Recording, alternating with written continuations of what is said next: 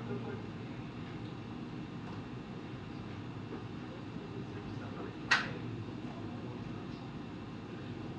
this is under insinuating something that can lie.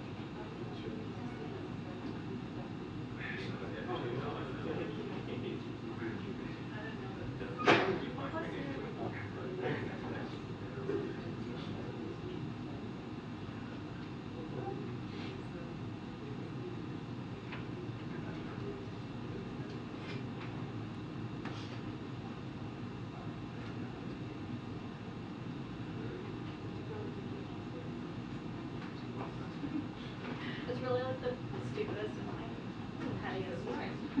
Pettiest thing.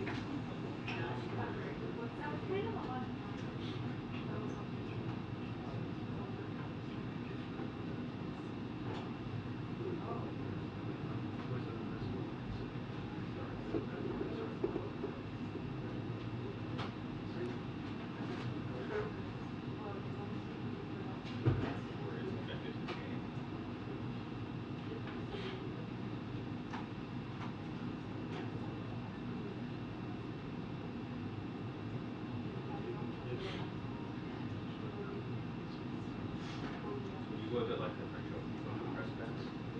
Yeah, you see all like you just say like a press area, or you kind of like free right now. Or I just get yeah, pretty much. Did your wife go with? She doesn't get.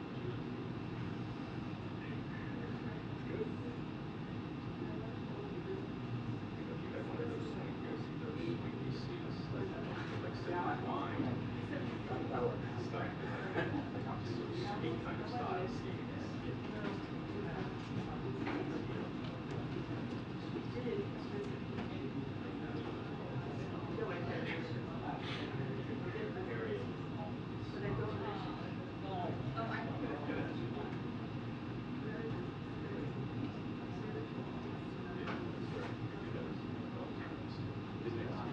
Yeah, but they're the only place that like are reputation.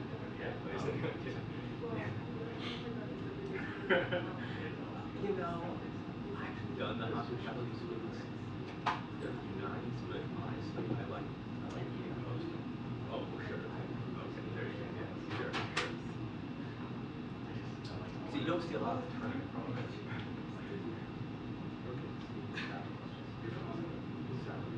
Sure. I have done that. Yeah, yeah.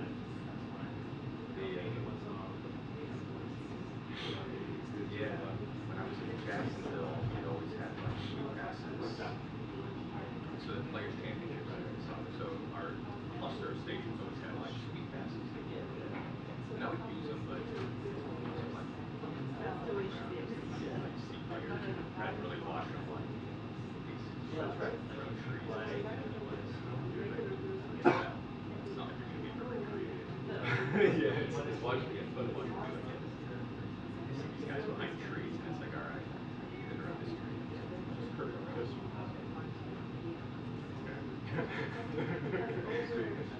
If you say so. Yeah. It's kind of my experience with the game. So.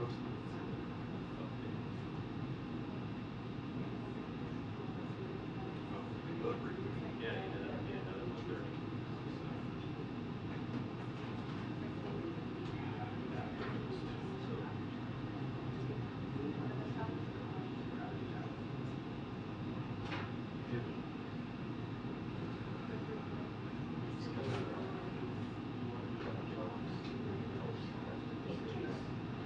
This is certainly south shore of Minnesota by portion. Right. So just seems like it's right now.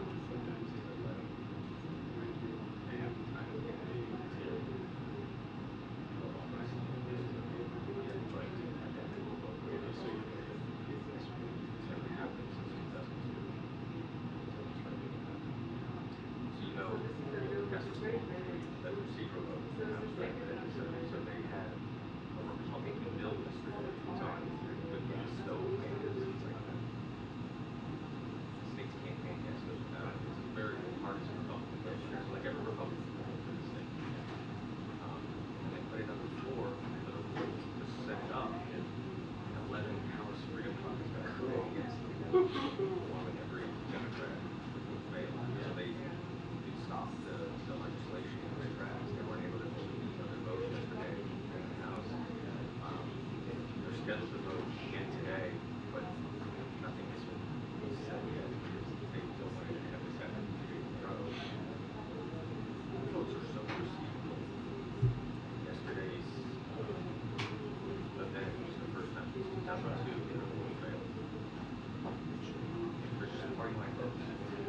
It was like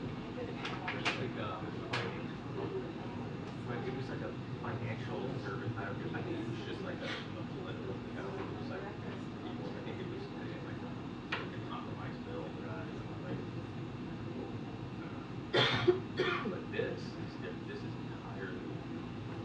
It says that the newest bill was a bill that was they're angry at how yeah, limiting they're saying that are going to promote rules that they had all agreed to make a speaker. So they're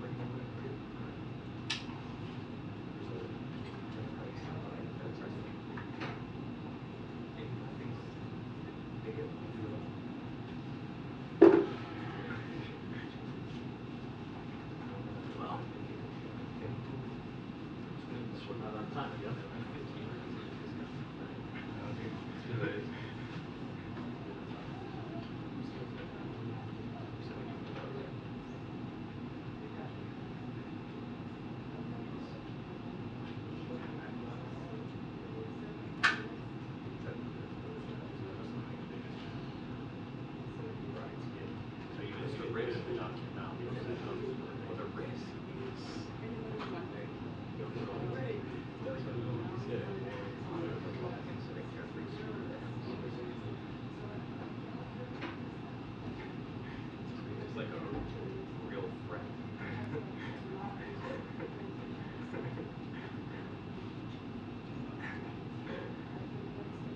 And then see yeah, that's right. Speaker decides what goes on the floor.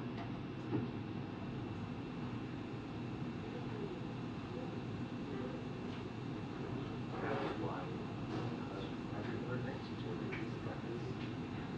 probably warning is if we don't get behind them, there's going to be a national revolt. Just the government. They're going to put some legislation. We're not going to lie.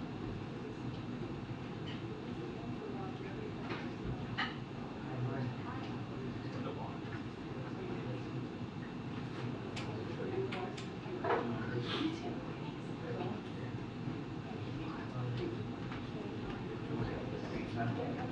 Yeah, okay, right.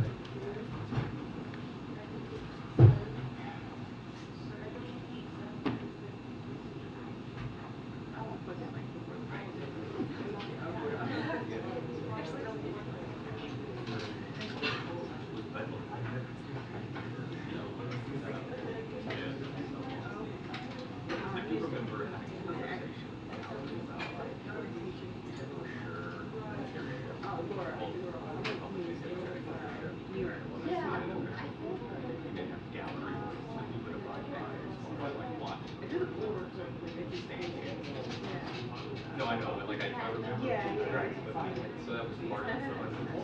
That's why I was like, I know Linda was his.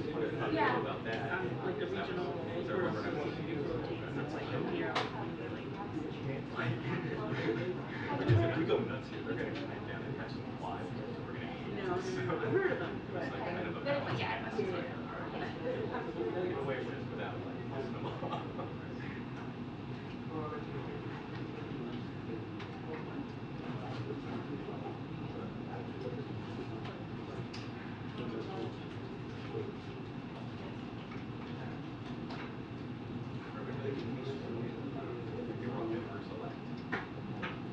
There was not a House of Representatives for 4 days.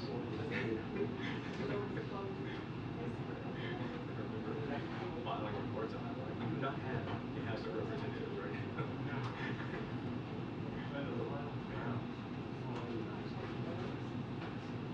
I was there, right? And then they got it. Walked down the center aisle. There was nearly a fight.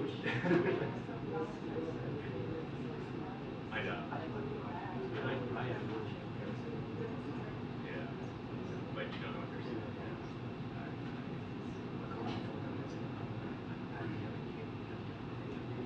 Separation of groups.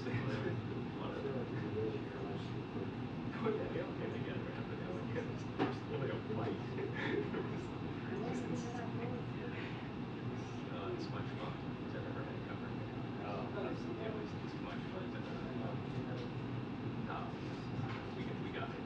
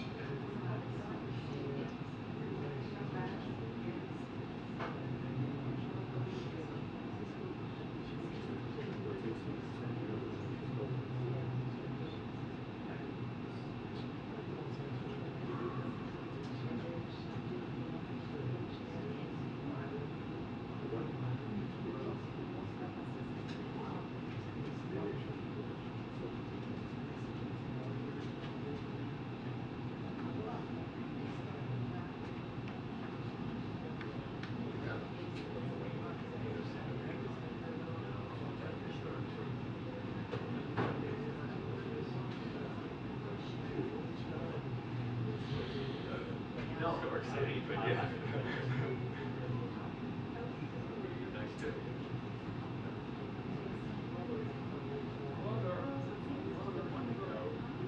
sounded like you're gonna send her.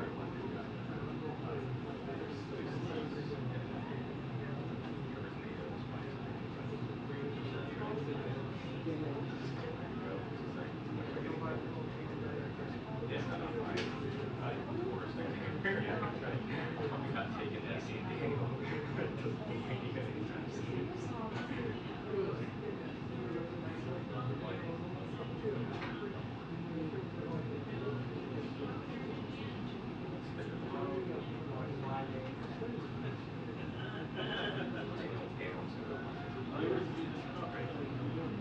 Yeah. We took them to Iceland last year just to show which is a really cool place. Their is super famous right now. Later. After midnight. Yeah. We were there in August. They have little golf courses in Iceland. Where it's like pick up and they do a tournament every June that tees off at midnight. No darkness, like during the solstice. But it's not. No, it's like a. Amateurs can play it, whoever wants to play it can play it. I did watch a round of a professional tournament while we were there. The golf course island we were at, and I didn't play at the golf course. And at the hotel, I saw a guy that was dressed like a golfer, and I asked him if he was actually on the Icelandic tour, and he's like, "Oh no, we're playing here today." So I was like, "Can I go?" He's like, "Yeah, tell him right." I was the only person in the gallery. I was like just walking around. It's a beautiful course. It's in the North Sea, and it's on the side of a volcano. One of the holes they shoot over the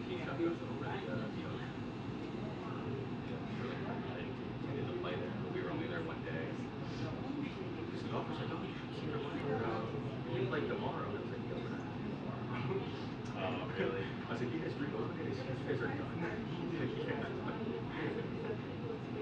And it was like the men and women played at the same time. It's weird.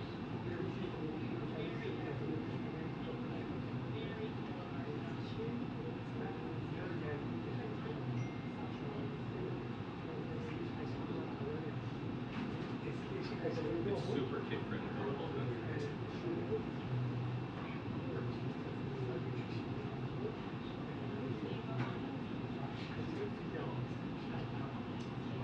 In Reykjavik, like midnight, I went to a brewery in Reykjavik, and I walked the entire way. When I got back to the hotel, I looked at the picture, and it was like 6 p.m. here. Like it was like just starting to, the sky was just starting to get orange. Like I was like, oh, she's they'll be very safe. Yeah. My sister's going to Norway in June. Arctic hiking trip.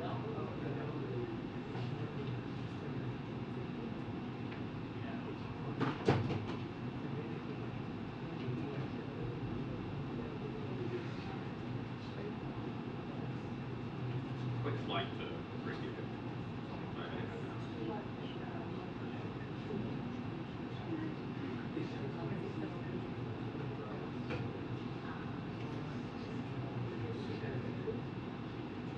Sunak's country.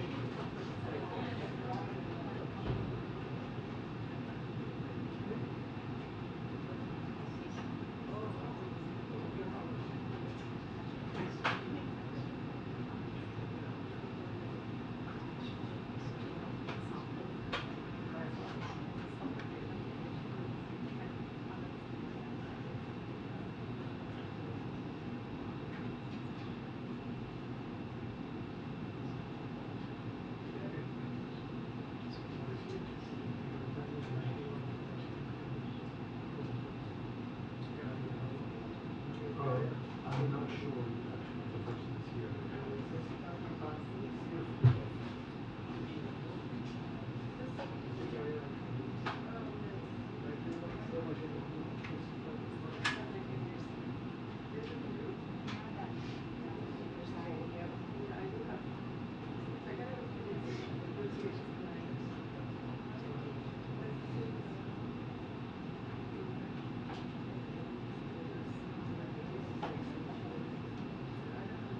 Oh, good. How about that? Where you at?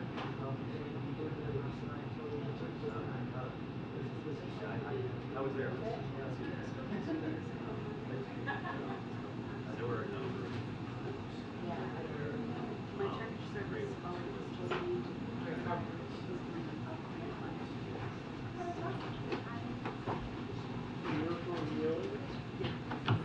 yeah.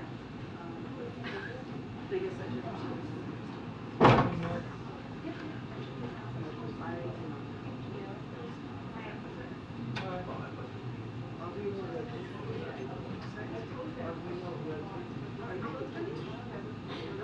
Well, I knew you were trying.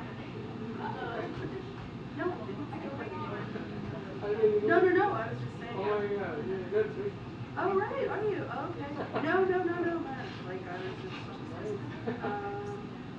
no, that's good. I didn't know you were, Yeah, I didn't know you were here, but I think you said today's service, I think it's the other one. you'll be able to see. Yeah. No, You know Julia? of course. Well, actually, I never met with her, but she's very sweet. oh, really? Sorry.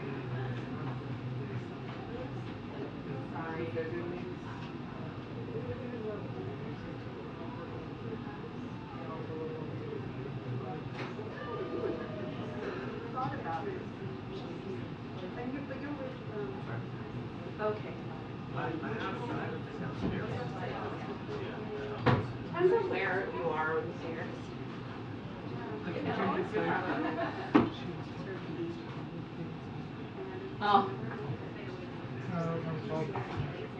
You're not even there. Yeah.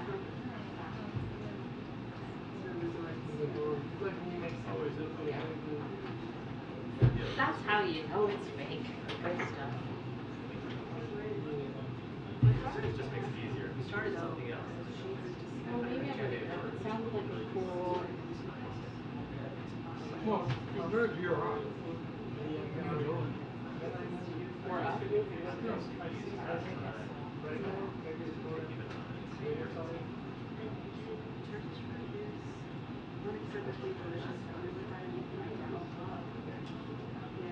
Yeah, it's not like depends on who you've been, I guess.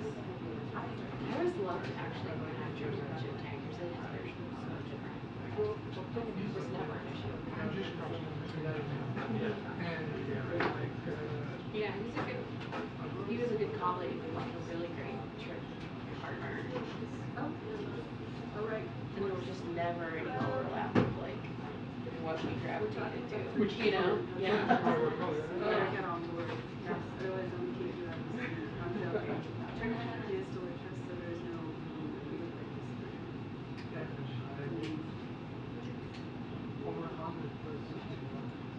So is it my permits or is your week? Yeah. Biden was in here the other day. Oh, because you were trying out with us right now. How many people do you have on your team right now?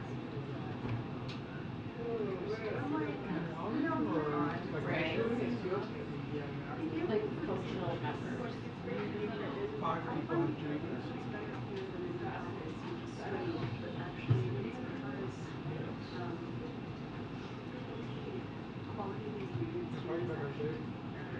Oh wow, that's great. When I saw him recently, he was like just.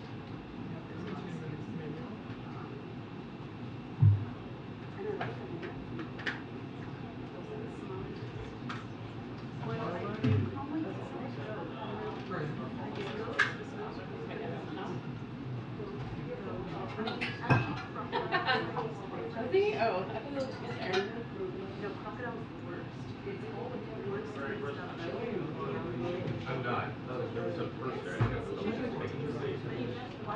Came down.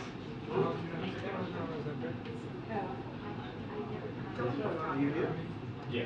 Wait, who's on it? I mean, I was just talking to her about that. Like, right now. No. But she said she knows great. What?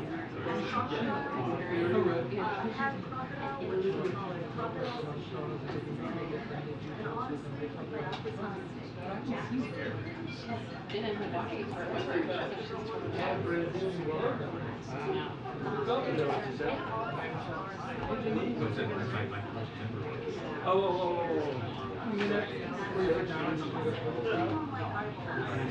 it?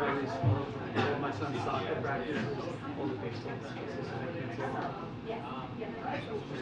Incrementally better tomorrow with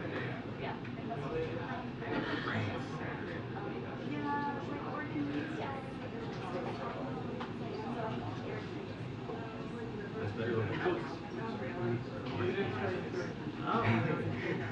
Yeah. Unhealthy better. As a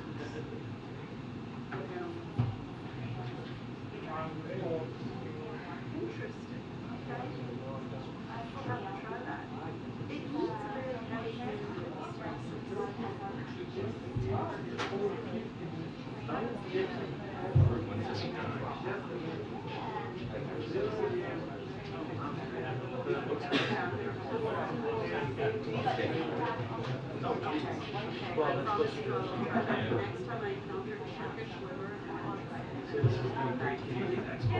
Yeah,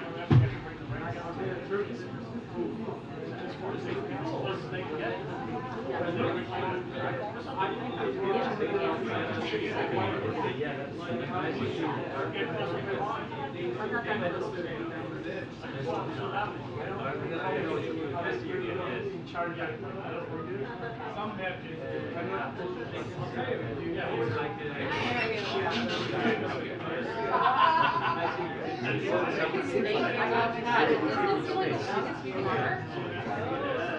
Weird.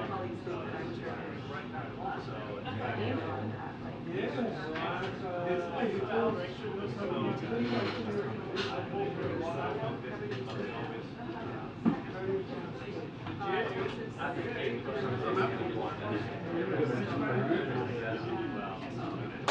I'm trying I like it. All right. I went there research time, it wasn't research. That's true. So that's why I like it. Food is excellent. Everything else that I'm That's the lavender.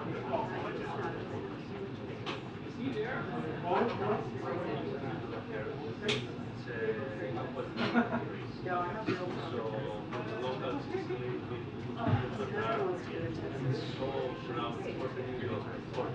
He's already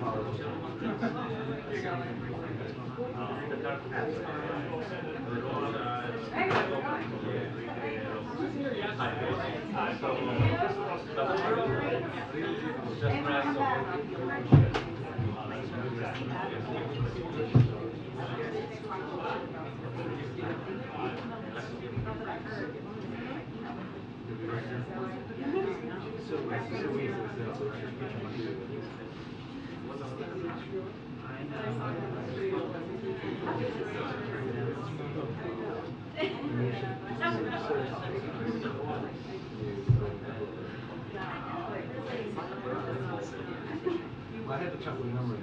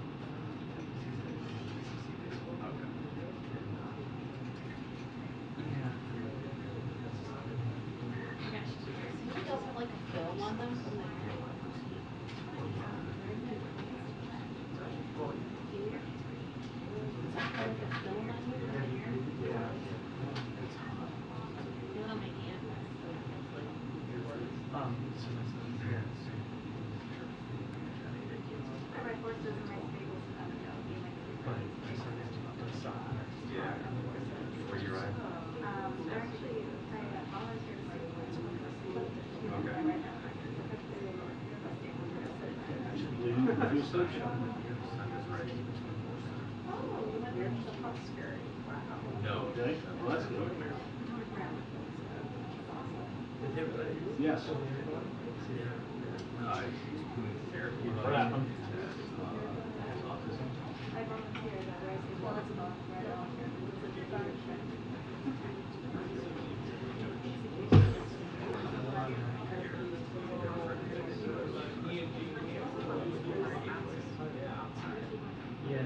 I don't know anything about that world. It's interesting to learn about it. Expensive though.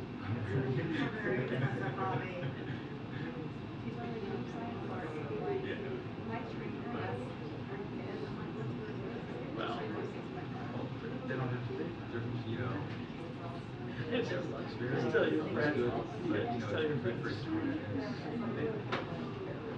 buildings, gross muscle. Yeah. But yeah, it's kind of like, I guess, like universal turnout. No. Never told me. And also, like, right there.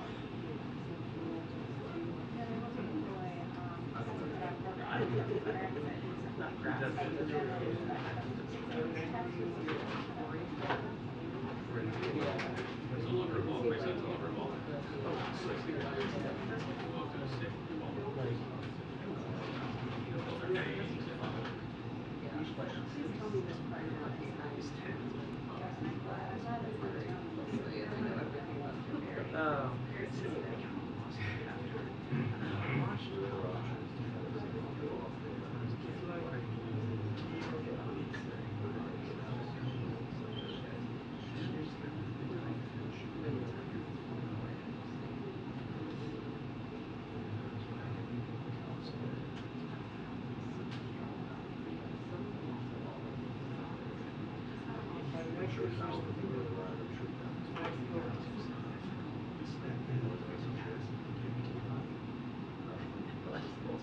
Yeah.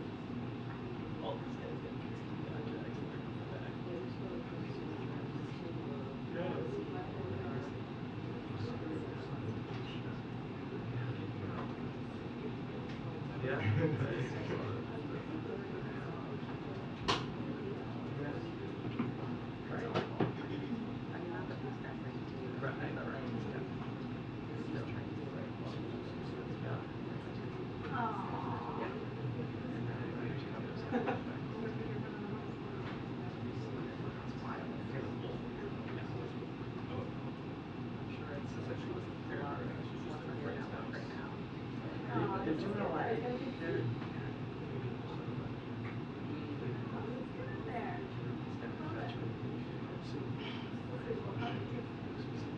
Yeah, it's just variable. There's a lot of I can call her later.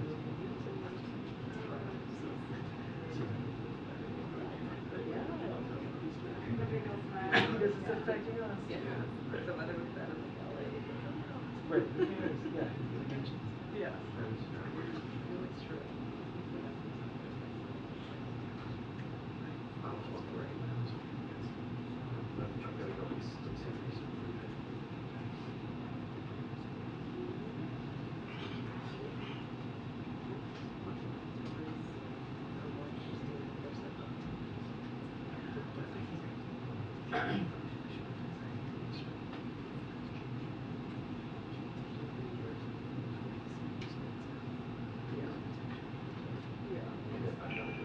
The press briefing will begin in 2 minutes.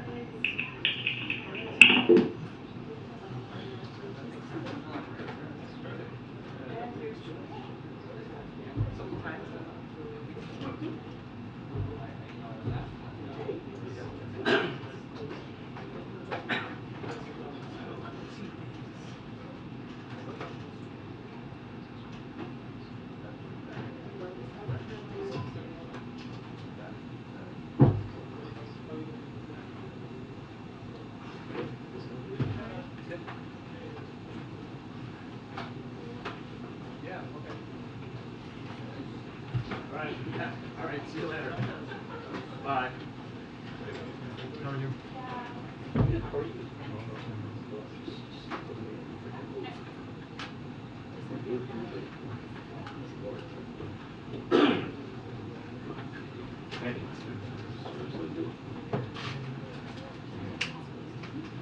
Besides that.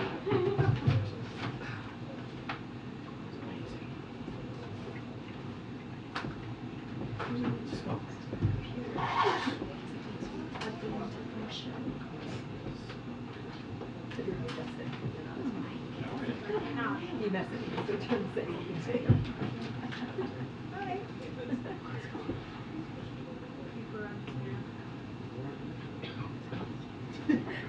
Really?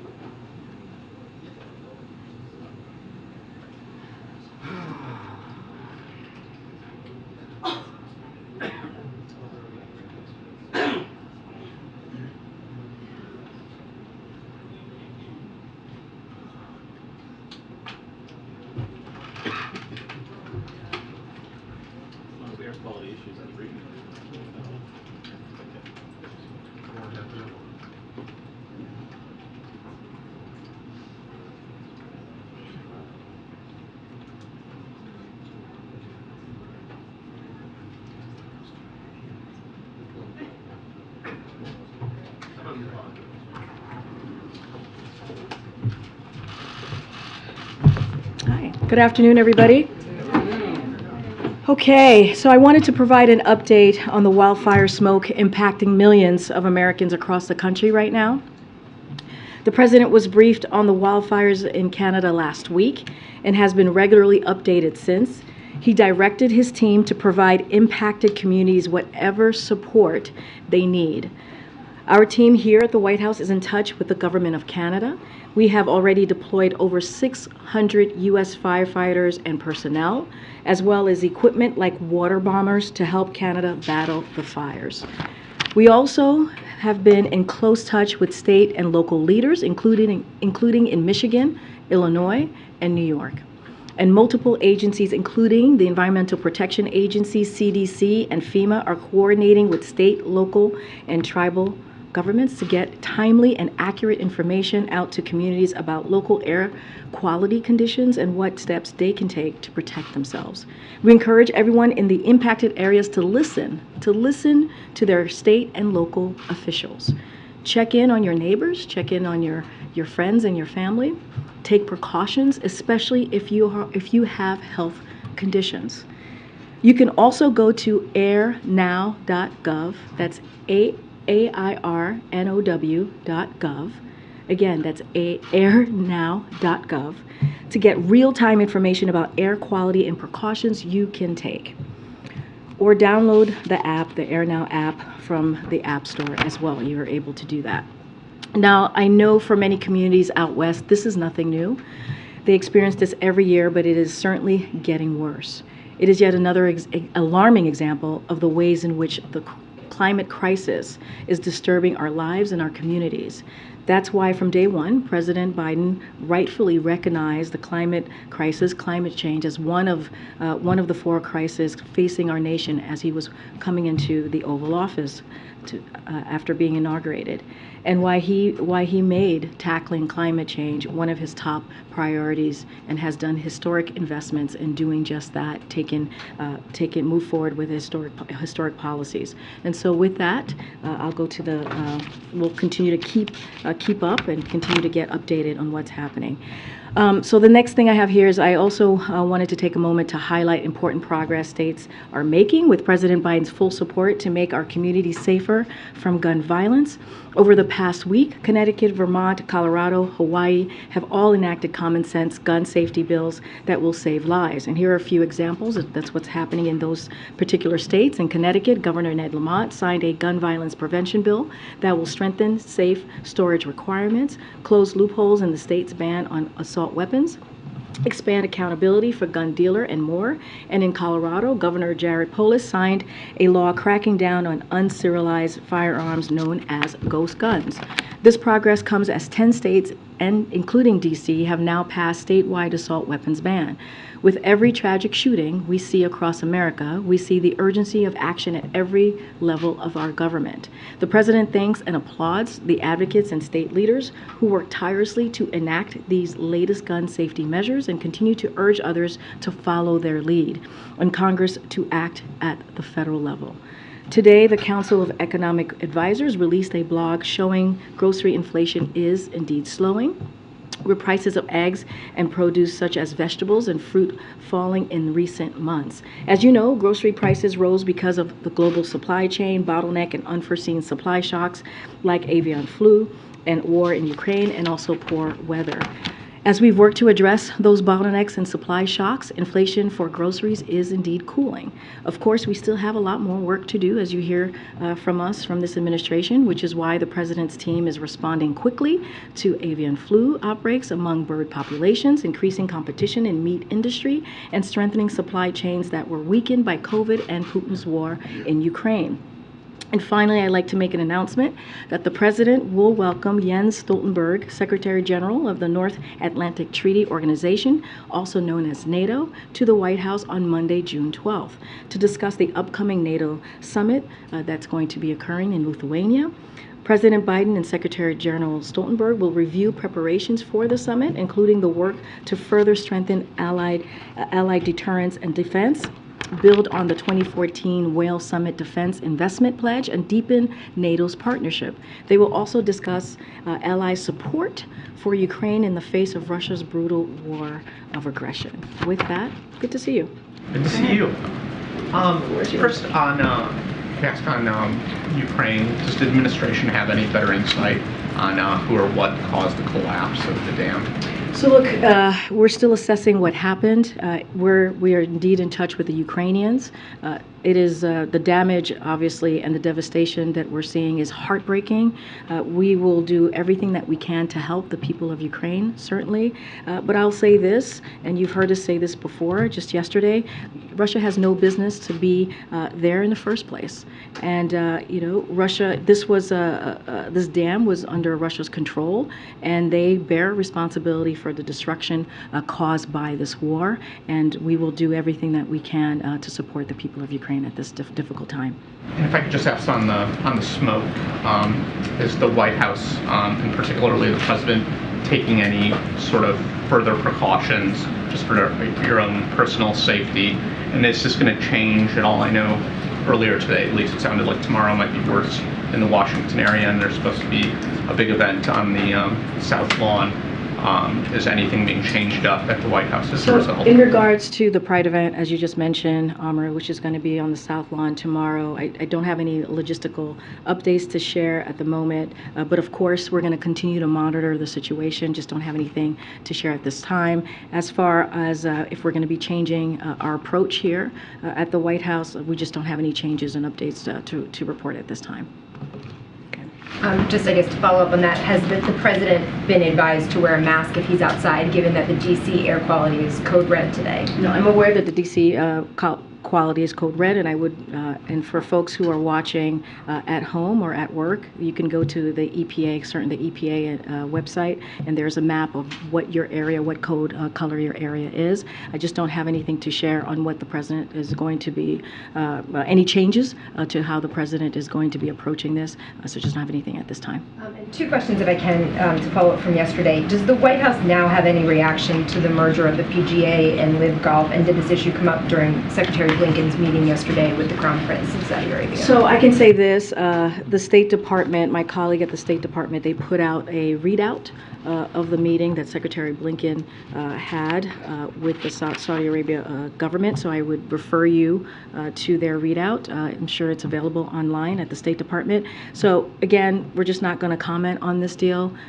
We're going to let the two parties speak for themselves. What we're going to focus on from here is we're going to continue to meet our commitment to the American people at home and abroad, and certainly that includes the Middle East as well. We're just not going to comment at this time. One more try at this.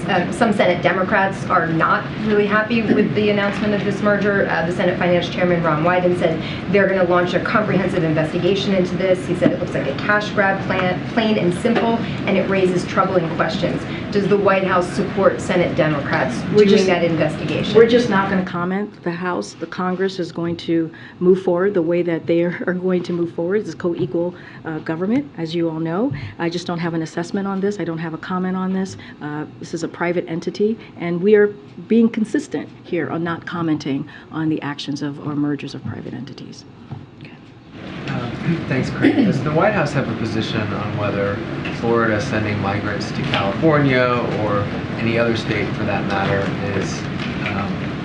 amounts to false imprisonment and kidnapping of those migrants? So one of the things that you've heard me say this multiple times from here is about what these political stunts and what they mean. They're dangerous and they're unacceptable. I said this yesterday and I'll say this again. And we've seen them happen over the last couple of months, and all they do is cause confusion. And why is it they want to cause chaos and confusion? It doesn't make sense to me.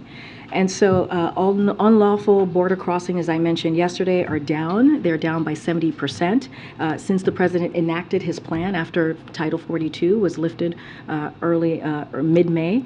And so we're addressing the challenges as we have done. We've done that through deterrence, we've done that through diplomacy, and we've done that through enforcement. And so, again, the plan that he's doing is working. And so I just don't understand. What are these governors doing? Why are they causing chaos? Why are they causing confusion? What does that actually do for their constituency or for the people who are being put on these planes or on the buses? And it just doesn't make sense. They're playing games, and political stunts just are not going to actually deal with the issue at hand.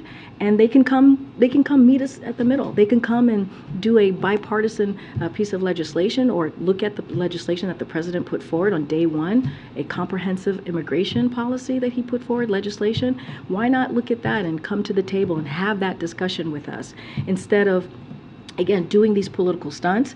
And it hurts. It only hurts local governments. It only hurts other states. And they're doing this without reaching out to those local government or states. And it is putting people at risk. And it's dangerous and, again, unacceptable. Beyond, or in addition perhaps to being a political stunt, do you think, or does the White House think, that it's breaking the law? So look, I'm going to be careful here. I cannot speak to the law. I know that I know comments have been made about a particular governor who's now a candidate who has been accused of sending these migrants. So I want to be really careful because he's a candidate. So I want to follow the Hatch Act. So But those are the he two. did that in his action as a governor. No, I just want to be. I still have to say this and be very, very careful. And what I will say more. It's about his action as a governor. Okay, all right. I'm just also being clear that he's also a candidate, and so I want to be careful and also just put that out there for the American people. But I will say, more broadly speaking, if folks are eager to see firsthand the significant drop in unlawful border crossings since the president put in his plan and that went into full effect, so I mean, that's what they need to look at. They need to look at the numbers and the data that we have seen. 70% that it's come down. And so, it is, what they're doing is completely dangerous. And so I cannot speak to the legal action. I cannot speak to if it's illegal or not. What I can say, it causes confusion, it's dangerous, and it is unacceptable, and it doesn't solve the actual problem that we have at hand. Okay. Karine, thanks. Questions on two topics, but first I just want to quickly follow up on the question about LIV Golf and the PGA Tour. President Biden has been very direct in the past about expressing his concerns about human rights violations in Saudi Arabia, about the Crown Prince's role in the killing of the journalist Jamal Khashoggi. Do you really mean to say that you have no comment on this massive investment by Saudi Arabia taking a huge foothold in one of the U.S.'s biggest sports? Well, we've been very clear. When it comes to mergers, when it comes to a private entity, we do not comment. I mean, that is not unnatural. That is not uncommon from us here at the White House. Look, when it comes to human, let me finish. Let me finish. When it comes to human rights, we have been very clear. This president has not shied away on calling that out. And he's done that with Saudi Arabia. He's done that with other countries. We've been very clear about that. We will speak out. We do not shy away from that. And been, again, very, very clear. When it comes to a merger with these two entities, that is something that we're just not going to comment on. But when it comes to human rights, we've been very clear. We're going to call that out. We are going to call that out with countries just across the globe. And the president has done that in these last 2 years. Okay. And then in terms of first topic, dock workers are disrupting operations at major West Coast international ports over a labor dispute. The National Retail Administration is calling on the administration to intervene in negotiations to solve that labor dispute. We also have UPS workers that are currently voting on whether or not to strike if they don't have a new contract by August 1st. Does the administration plan to intervene in any of those labor disputes? So when it comes to the West ports, I can say that the president respects the collective bargaining process as the best way for workers and employers to reach mutually beneficial solutions, which we have said before. And Acting Secretary Sue and others in administration are regularly engaging with the parties, encouraging them to stay at the negotiating table and finish their work. But the path forward is for the port workers and their employers to resolve the negotiations so that workers get the wages, benefits, and quality of life that they so deserve. And so that's what we're going to continue to call for, asking both parties to come to the table so this can be dealt with. As it relates to the UPS, we're of course aware of the strike authorization vote that occurred, which is not a vote to go on strike. But again, to be clear, strike authorizations votes sometimes occur during collective bargaining to demonstrate the solidarity of the union members in support of their negotiation team. So we're hopeful the parties can reach an agreement and satisfy both sides. And so again, the president respects collective bargaining process, and he believes that the best way for workers and employers to reach an agreement that ensures workers get their fair benefits and quality of life and wages that they deserve. So leave it there. Can the administration play an effective role with an acting secretary at the helm of the Labor Absolutely. Department? Remember, this is an acting secretary that was a deputy secretary under Secretary Walsh for the first almost 2 years, and so we have complete confidence in acting Secretary Sue, and she has, as you know, strong relationships with these different labor organizations, and we believe that with her leadership, certainly she'll engage in a way with the parties that'll be effective. And then real quick, this is not a question about to weigh in on these presidential candidates.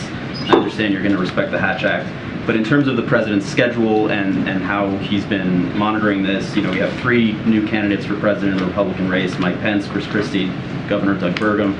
Is the president monitoring these announcements? Is he carving out any time in his schedule to watch these announcements? Any thoughts on it? All I can tell you is the president's focused on the American people. That's his job. That's his job day in, day out, and you see that as he talks about investing in America, as he talks about his economic policy for American people, as you saw him do, negotiate a fiscally responsible bipartisan budget.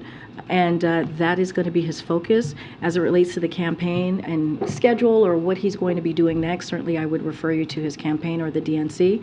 But I know for sure the president is zeroed in and focused on the American people, and that's what he's going to continue to do. Go ahead. Thanks, Karine. When the president walked from the residence to the Oval Office today, walks along the colonnade outside, do you know if he wore a mask? Nobody is wearing a mask walking on the colonnade. Are you saying outside, given the... I'm just telling you, I don't have any changes as I mentioned earlier, I don't have any changes to what he'll be doing, but we've been walking back and forth on the colonnade, and no one is wearing a mask. It's a short walk. And then a question on the Prime Minister's visit tomorrow. Can you give us a little bit of a readout of what we should expect from the 2 leaders, whether there are certain things the president is hoping to accomplish? Obviously, this is Prime Minister Sunak's first visit to the White House. The 2 have met at other locations, but just wanted to hear a little bit more about this. They certainly have met a couple of times, as you just laid out, Tyler. A couple of things I will lay out. The president is looking forward, obviously, to welcoming Prime Minister Sunak to the White House to further deepen the close economic relationship between United States and United Kingdom, and to discuss key challenges and opportunities. This will be the 4th consecutive month the president has met the Prime Minister. Already this year, they've met in Hiroshima at the G7, in Belfast in April, and in San Diego in March at the AUKUS trilateral event about our long-term defense and security partnerships in the Indo-Pacific. So during this visit tomorrow, the 2 leaders will review a range of global issues, including our economic partnership, our shared support for Ukraine, and as it defends itself against Russia's brutal war of aggression, as well as further action to accelerate the clean energy transition. The President and the Prime Minister will also discuss the joint U.S.-UK leadership on critical and emerging technologies, as well as our work to strengthen our economic security. They will also review developments in Northern Ireland as part of their shared commitment to preserving the gains of the Belfast Good Friday Agreement, and certainly we will have more to share and a readout once their meeting occurs and ends tomorrow. Go ahead, Joey. Thanks, Karine. I like your tie. Sticking with the British Prime Minister's visit, one of the things that he supposedly is going to bring up during the meeting is this idea of a creation of a global watchdog agency over AI. Is that something the president thinks is needed? Is that something that he would support? So look, you've heard from the president and from us on how we see this growing technology, AI, and we believe that how it moves forward should be done in a responsible way. The vice president had a meeting with 4 CEOs recently. The president has held other meetings with his staff to discuss AI. I'm not going to get ahead of what conversations going to be had during this bilat that they're going to have tomorrow with the Prime Minister. I'll let them have their conversation, and we certainly have a readout. But we've been very clear about how we see moving forward with AI and how it needs to be done in a responsible way. We need to make sure that we're protecting the privacy of Americans, and so we'll definitely continue to speak to that.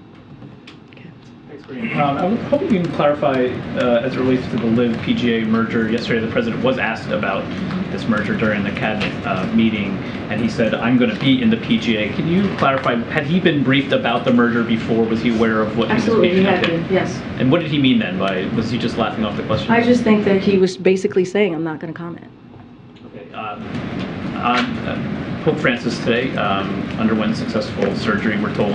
I'm wondering, given the close relationship the president has developed with him, has there been any outreach to the Vatican or between the two men themselves? Well, obviously, I don't have any call to read out, but obviously our thoughts are with the Pope, and certainly we are hoping that he has a full and quick recovery. And then on your announcement about the Secretary General's visit in a couple weeks, has the president ruled out asking Mr. Stoltenberg to extend his tenure again with NATO, and is this a subject that he might raise with the Prime Minister tomorrow?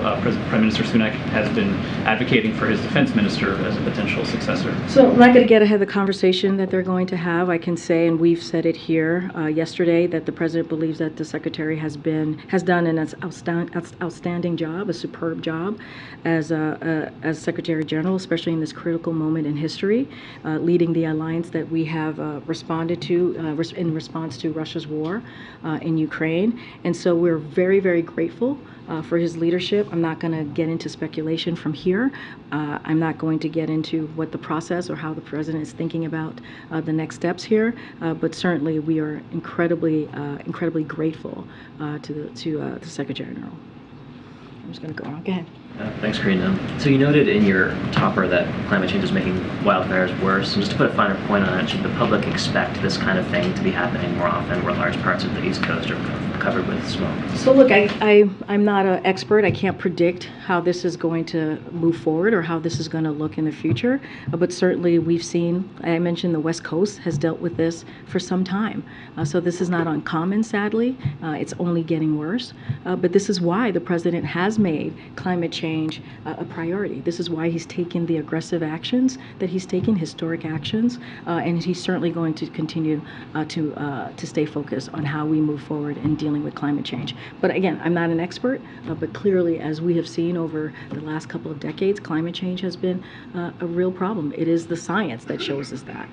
And if and when Secretary Blinken goes to China, is it the president's goal or hope that he meets directly with President Xi, and is that sort of what the conversations that are happening behind the scenes are? So look, I'm not going to, certainly not going to get ahead of what a conversation or what that will look like. The president has said he wants to talk to President Xi. Certainly don't have a call to preview for all of you at this time. And as it relates to Secretary Blinken, I would refer you to the State Department, but we have said, we're hoping that he will be able to travel to China when the time is right. Just don't have anything at this time.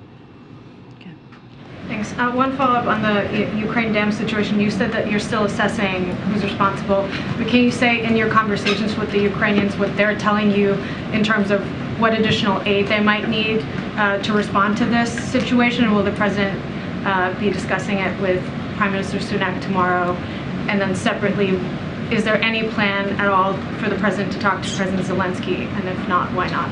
So, of course, Ukraine is going to be at the top of discussion tomorrow. It is NATO, and as you know, the NATO alliance has been strengthened because of the president's leadership. And so, of course, Ukraine and Russia will be top of mind and discuss. I'm not gonna go into details of what they're going to be talking about. Certainly, we'll have a readout that will lay more of the conversation. I don't have any specifics to share on what the conversations that were had with Ukraine in regards to the dam. I could just tell you we've been in touch and we're ready to help in any way that we can. Just don't have a list of what they're asking for or what was discussed. On a separate topic, a couple months ago, we were all talking about TikTok, and there was legislation put forward on the Hill that 3 months ago, Jake Sullivan came out in support of, and then we haven't really heard much since. Can you say whether you're working at all with the Hill on making this become law? Are you working with the Senate, the House, or have you sort of given up on any authority to restrict TikTok and other apps that you think are So harmful? look, certainly this is important to the president, to the administration, this type of legislation that Jake talked about a couple months ago. Don't have an update for you. We are always in constant contact on different pieces of legislation with the House and the Senate. I just don't have an update on where we are currently with this particular legislation. Thanks, Karine. So Walgreens unveiled a new look for their stores. They unveiled that in Chicago, and it has basically everything locked up, in part because of the theft that they've seen. Recent study shows that 50% of retail workers have seen some sort of retail theft, and another nearly 50% are afraid to go to work. So is the president aware of retail theft, and how come the problems become so pervasive under his tenure? So look, what I can tell you is, unlike congressional Republicans, the president has taken action. He has taken action to deal with the crime, hiring police officers. You've seen that from his actions that he's taken to cut crime. And and it started with the American Rescue Plan. The American Rescue Plan had billions of dollars that went into communities to hire police officers to make sure that we had accountability as well on the ground. And let's not forget his Safer American Plan to fund the police and invest in crime prevention. So we have taken actions. We have made sure that we do everything that we can to try and protect communities and to make sure that police officers are hired. And so, look, instead of Congress, passing legislation or wanting to cut or defund the police, we're doing the opposite. And so we would love to work with Congress and see how else we can be helpful to communities. But the president has taken action. Again, the American Rescue Plan, the Safer Communities, America Plan, and he's going to continue to do what he can to make sure that we keep communities safe. I want to ask you quickly about the visit tomorrow. The United Kingdom left the EU in 2020. The UK remains our closest ally, or one of our closest allies, as you said. How come we're not negotiating a trade deal with them? So look, I think in that conversation that they'll have tomorrow, for sure, the economy will be part of that conversation. Look, they have the largest bilateral investment relationship in the world when you think about the UK and United States, and that's a source of strength and has been an important foundation of economic growth over the years in both of our countries. And so I'm sure when the two leaders meet, they will continue to take steps to deepen that economic partnership. And so I'm not going to get ahead of what the president and the prime minister are going to speak to. But again, they have one of the largest bilateral investment relationship in the world. And I think that matters. Is the president comfortable with the UK leading on artificial intelligence? Because that's one of the things the prime minister is. Look, I'm not going to get ahead of what they're going to discuss. I've laid out what we have done here and how we see moving forward on artificial intelligence. But again, I'm just not going to get ahead of it. We'll have a readout tomorrow. You mentioned the governments, U.S. and Canada, working together, talking about the wildfires. But has President Biden spoken with Prime Minister Trudeau about this?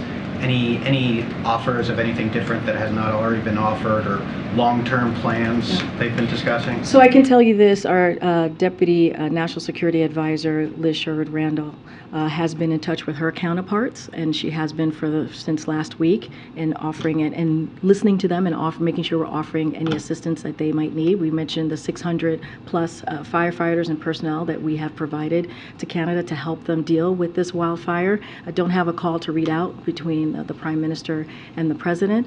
We've also, as I mentioned, been in touch with governors and local government as well to make sure that we are offering any assistance that they might need. Can I also just ask, is the president watching some of the pushback from kind of more conservative Republicans in the House regarding the debt ceiling vote, their concerns? Does he have any thoughts about that effort and also how it might impact future dealing with the House? Look, and I mentioned this last week, even earlier this week, the president has signed more than 350 bipartisan pieces of legislation, signed them into law. And I think that shows how the president has been able to work with Congress in a bipartisan way. And I think that's important. And we hope that continues because there's so much more that needs to be done as far as lowering costs, making sure the wealthy pay their fair share. There's a list of things that we would love to work in a bipartisan way with Congress. And so the president certainly, he's an optimist. He believes that we can continue to do that work. And certainly we're going to try. As it relates to what Congress is saying or congressional Republicans are saying, look, this was a bipartisan, fiscally responsible piece of legislation. It was important to the American people. We believe they are the ones that won because we were able to protect some of the programs that they truly need just to make ends meet. We're able to protect all of the historic pieces of legislation that the president put forward to deal with an economy that doesn't leave anybody behind. So the president is very proud of what he was able to do with Speaker McCarthy and the other leaders, and we hope that type of bipartisanship continues. Certainly, I'm not going to get into hypotheticals on how that's going to look down the road, but we have a record. We have a record in the last 2 years to show that we have been able to get that done. Thank you. I wanted to ask you about, we are 2 weeks away from the state visit. Secretary Austin was in Delhi this week, and I guess there's some other high-profile visits happening between them now and then. Would defense be an important part of the discussions with Prime Minister Modi and President Biden? Say that last part. Would defense be an important part of discussions between the two leaders? Oh, defense. So, look, I don't have anything more to say at this time about the visit. As we get closer, certainly we will have more to share. What I've said is the upcoming visit, we believe, will affirm the deep and close partnership between the United States and India and the warm bonds of family and friendship that link Americans and Indians together. So that is incredibly important. The Prime Minister and the President will discuss ways to strengthen our two countries, shared commitment to free, open, prosperous, and secure Indo-Pacific, and our shared resolve to elevate our strategic technology partnership, including defense. So that certainly will be talked about in clean energy and space, but I'm just not going to get into details on what the particulars will be. And as we get closer to June 22nd, we'll certainly have more to share. Also, have the guest list gone out for the state dinner and the welcome ceremony? How big? So as you know, we've done this will be our third state dinner. We usually don't release those guest lists until closer to the date, and so I suspect that we will do the same process with this. Sense of number of people? I don't have a number to share. And has the First Lady decided on the menu and the entertainment? I don't have anything to share. What is today? It's like so early. We still have about 2 weeks left, and that's plenty of time. And that's like multiple years in these types of administration and presidential administrations. So as soon as we have more to share, we certainly will. But I wouldn't expect that it will happen before the week of the actual event. Okay, John. Thanks a lot, Karine. Yesterday, the World Bank issued a report in which they indicated that the global economy is slowing down dramatically. They're forecasting an annualized rate of growth of just 2.1% for this coming year. Is that something that you agree with? You see the U.S. economy similarly slowing down at a substantial rate? So I haven't seen the report. Certainly I have to talk to our economist about the report that you're speaking to. What I can share with you is what we're doing here and how we think it is going to be important to strengthening the global economy, right? In making sure that the debt limit was dealt with. I think that was an important way to dealing with the global economy, having a bipartisan, important budget negotiation that was clearly signed into law. That is incredibly important, making sure we're protecting jobs, protecting retirement accounts for Americans, which is what the president was able to do, making sure people stay on their health care and protecting other incredibly important programs like veteran programs, for example, Social Security, Medicare. So because of the work that this president has done the last 2 years and just most recently, we are in a better place with our economy, with the American economy. I would have to speak to the economists about this particular piece of data that you're sharing. The economy's been incredibly resilient. Do you expect that to continue over the course of the remainder of this year? And what is it that this White House can do to prevent this slowdown in the economy, given the fact that there is a divided Congress? So look, and you're right, the U.S. economy has been very resilient, and that is a lot because of the actions that this president has taken. And making sure that we turned the economy around from when he walked in. As you know, it was a crisis. And so we've been saying this. We've been saying that we believe that we're transitioning to a more steady growth, stable growth, and that's what we're seeing when you look at the job numbers that come out every month. And that's what we believe we're headed to.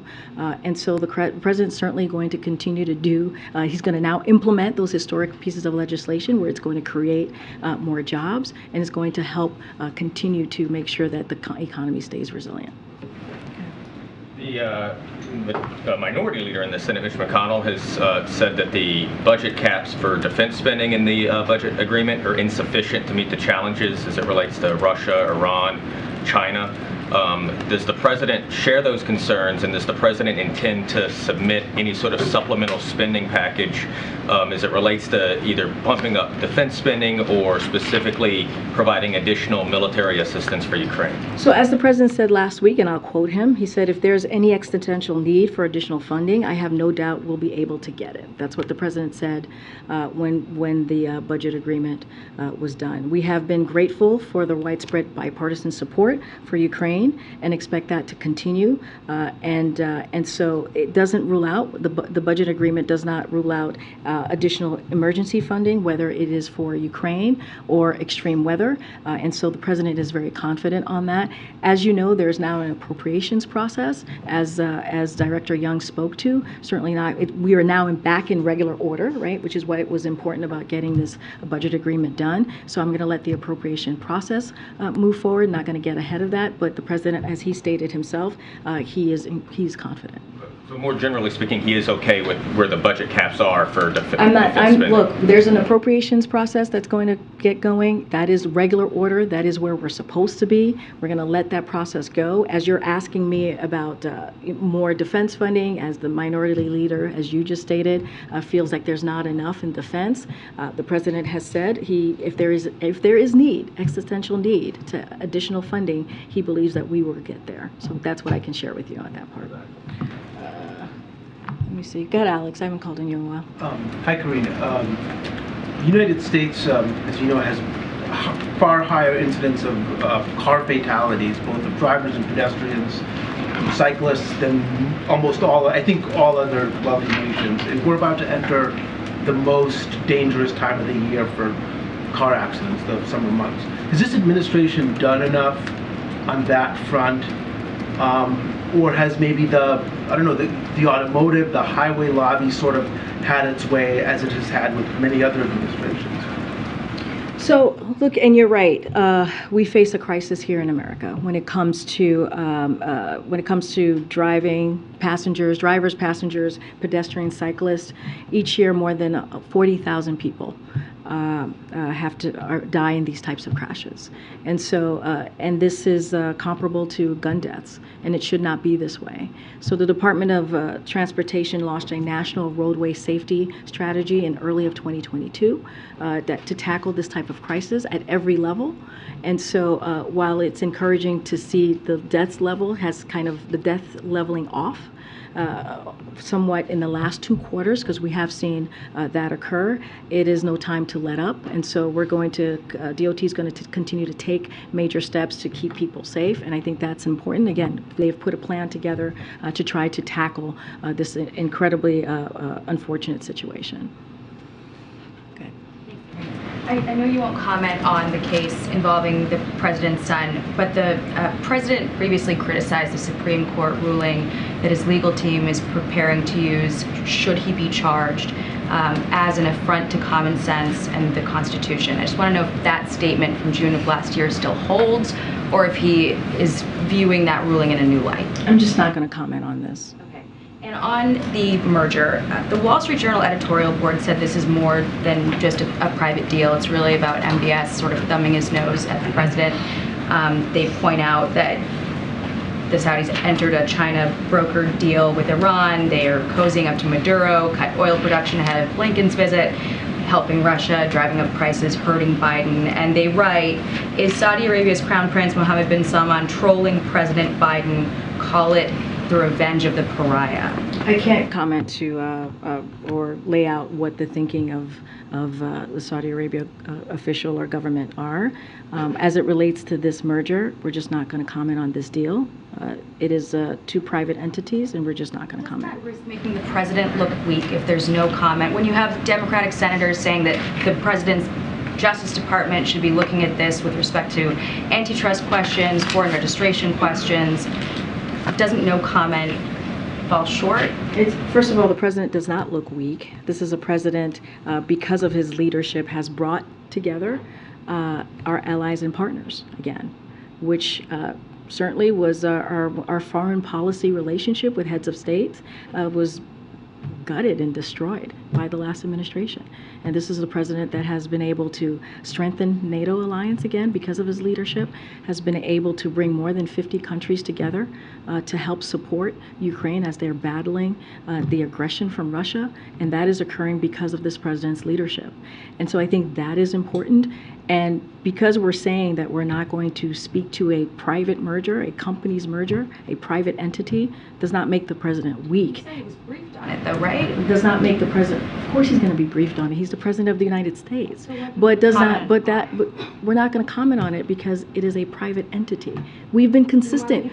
We've been consistent. He's the president of the United States. He gets to know everything that's going on in the world and in the country, right? That is important for him to know. He's one of the leaders of the free world. To get briefed on private. All right, I've answered your question. We're going to move on. Go ahead, Courtney. Thank you. Will the president withdraw his nomination of Dale Ho for a judgeship in the Southern District of New York? Today's cloture vote in the Senate is canceled. So the president is proud to have put him forward, and we're going to continue to support his nomination. Do you have an expectation of when another vote will be scheduled? I don't have a timeline on when that vote will happen. I can tell you that the president continues to support. So much. I have two questions about events at the White House tomorrow. Firstly, on the Sunak visit, the Prime Minister has echoed some of President Biden's strong words on Taiwan. So I'm wondering if the two leaders are going to discuss related China issues like investments, semiconductors, supply chains. And is it a priority for the administration to get U.S.-UK alignment on these issues? Just not going to get ahead of their conversation tomorrow. I just laid out what they're looking forward to particularly discussing. This is the fourth time that they've met in 4 months. And it is our closest relationship, an important relationship, especially as we talk about Ukraine and the war in Ukraine that was clearly an aggression by Russia. I'm just not going to get into specifics of what they're going to speak about. I talked about the economy, I talked about Ukraine, and clean energy, which is going to be incredibly important, but just not going to go into any more specifics, and we'll certainly have a readout. Then moving on to the Pride event tomorrow, this is likely to provoke some political or politicized pushback, especially from some of the states that have passed legislation targeting sexual minorities or from countries that have done the same. So could I just hear from you, why does the White House feel that this event is important, especially in this context? So we've had multiple events celebrating the LGBTQ+ community, multiple. And this is the president that has been a strong ally, a vice president that has been a strong ally. second gentleman, a first lady that's been a strong ally of the community. And it is important, he feels it is important, they feel it is important to lift up a community, to lift up their accomplishments and what they've been able to do for the community. And so we think it's an important moment. And let's not forget what we're seeing across the country from state houses. More than 600 pieces of legislation, anti-LGBTQ+ legislation. A few hundred of those are against transgender youth. And so we have not seen that type of anti-sentiment, against this community in decades. And so we believe that not only does this community need to be celebrated and continue to be celebrated, as he's done many times before in this past 2 years, but we also need to make sure that we let the community know that the president has their back, and we're going to continue to fight for them. And so that is important. I think that is important to be able to bring a couple of thousand Americans here to the White House to let them know that this president is going to continue to fight for them. And that's the message that we want to make sure that gets out there. Okay, go ahead. Oh, on the issue of asylum seekers arriving in New York, recently Governor Hochul and New York City Mayor Adams, called upon the federal government, the Biden administration, to somehow work on relaxing some of the work permitting requirements, easing restrictions so that some of these asylum seekers can get their work permits before this 6-month waiting period. I'm wondering if the White House has any update on that, any, just stance on those discussions? So I don't have any updates on the work requirements. I know that's been in the news for some time now. What I will say is that we have had direct communications and conversations with these interior cities and states who are dealing with an influx of immigrants in their city and in their state. And we've had very multiple conversations, not just with New York, but also Chicago and other interior cities and states. And what I will say is that we have offered assistance and resources. I have announced, and it's been announced not just by me, but by DHS, the more than 200 million, I believe more than 300 million of resources to those particular interior states. And also, I have even said this yesterday, that a large piece of that has been provided to New York. And so we're going to continue to have those conversations. We're going to continue to assist the best way that we can, as we have been doing for the past several months. Go ahead, Owen, in the back. Good afternoon, Karine. In Chicago, over Memorial Day weekend, over 50 people were shot, several killed in separate incidents. And I know that you've discussed the action this administration has taken to try to reduce gun violence, but I want to know what the president has to say to individual Chicago residents living in neighborhoods where bullets are flying and can't wait for laws to take effect, what the president would tell that person. We will say that we are doing everything that we can to make sure their communities are safe. And the president, and it's not just our words, our actions show that. The president signed into more than 24 executive actions to deal with gun violence. And the president has also continued to call on Congress to take additional action. We are very proud of the bipartisan piece of legislation on gun violence to fight gun violence that was signed just about a year ago. And that was something that we had not seen in 30 years. And because of the president's leadership, we were able to get that done. The president also has made clear that Congress needs to do more. And so he's taken action. And certainly our hearts go out to families or individuals who have lost loved ones. It is devastating to see when you hear a statistic where guns are what is taking the lives of our children, the #1 killer of our children. That's devastating to hear. That is something that the president wants to prevent and wants to deal with, which is why he took those actions. So we're going to continue to call on Congress to take action, and I will say, and we'll be very loud about that and very clear about that. And I will also say again, our hearts go out to folks who have lost loved ones to gun violence. Go ahead, Brian. I wanted to ask about Ukraine and NATO. The British Prime Minister, Rishi Sunak, last week said that Ukraine's rightful place is in NATO. Will this be something that the two discuss when they meet tomorrow?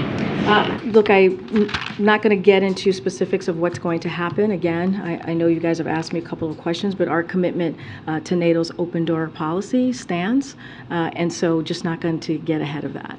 Given the meeting tomorrow and that the NATO Secretary General is going to be here on Monday, is President Biden thinking about a renewed push toward Ukraine's admission into NATO? I mean, nothing has changed of how we've answered this question before. An alliance decision is between the 31 allies and an aspirant country. That's how it's dealt with. There's a process, and there's an open door policy. That's what we support. We've supported that for some time now, but right now we are focused on making sure that Ukraine has everything that it needs to fight Russia's aggression. And you heard us just about last week announce another PDA of $300 million. We're going to continue to do that every other week or so and continue to show our support for Ukraine, whether it is aid or systems. And we've done that the last 15 months. And so we're going to do everything that we can to support the Ukrainian people as they fight in an incredibly impressive and brave fight. All right. Can I just clarify one thing? You said repeatedly here that the White House didn't want to comment on a private entity. But a quick search back through briefings in recent months finds that you commented on J.P. Morgan's merger or purchase of First Republic, and then you were asked last November about Elon Musk buying Twitter, saying we're going to keep an eye on that decision. Does the decision to not comment today have anything to do with the fact that the Secretary of State is in Saudi Arabia right now? No, not at all. Not at all. We're just not going to comment on this. And look, I also said with the Elon Musk, I also said the same thing that I said today, is that we're not going to comment on a private entity. I actually said those words as we talked about Elon Musk and Twitter. And so that's going to continue. We're not going to comment on this. We're going to focus on the American people. We're going to focus on what their needs are as it relates to American families and as it relates to abroad and also the Middle East as well. And so that's the president's focus right now. But I've always been very clear. We just are not going to comment on any types of mergers. And I know you pulled out those specific things, but I also continued and said I'm just not going to comment on mergers or private entities. Over LGBTQ, but go to Saudi Arabia where gays are being killed. You have to stop the discrimination.